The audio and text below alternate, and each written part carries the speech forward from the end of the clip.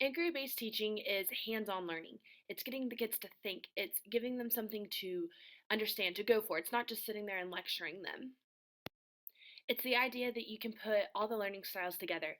You have the visuals, you have the listeners, you have the working out or moving, and then you have the ones that need to write, to take notes. Inquiry-based teaching is putting all those together. For example, you're in a classroom, you have a lab notebook, therefore they can write. You have labs, they're doing an experiment. You have visuals from the presentation that are going crazy. You're keeping them involved, you're keeping them excited. And then for moving around, you can do the lab. It's giving them a move, it's getting them to talk, communication, going together. It's the idea that there's not just one exact learning style that works for everybody. It's that you're putting all these learning styles together so that you hit at least one person in every single aspect of learning. Inquiry-based teaching is also the idea of letting the students think for themselves. It's not just giving them the answer.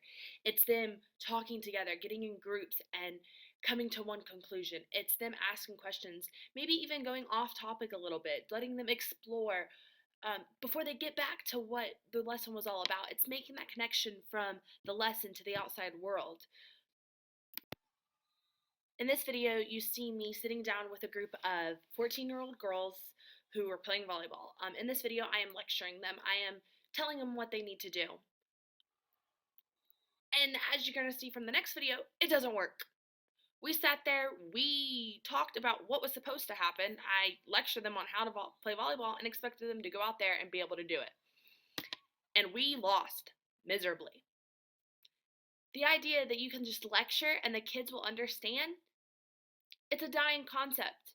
Kids can't just sit there and listen and know exactly what's going on in our head, on what we want, what the end goal is.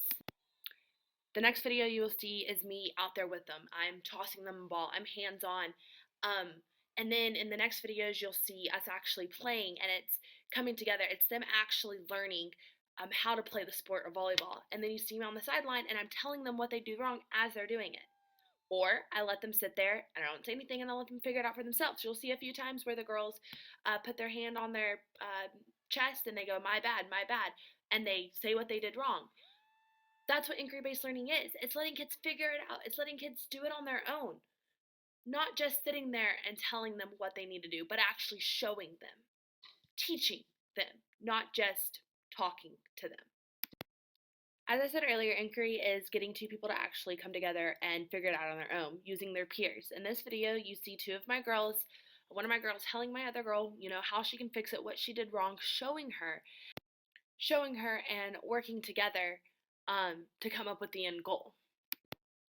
I don't know if you can notice or not, but in this video, I used every single one of the teaching styles. I used visuals, I've used listening or talking, I used writing, and I used physical.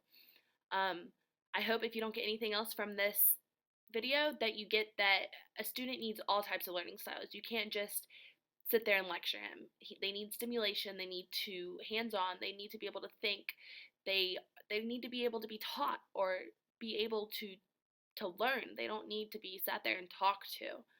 I hope you enjoyed my video, and thank you for watching.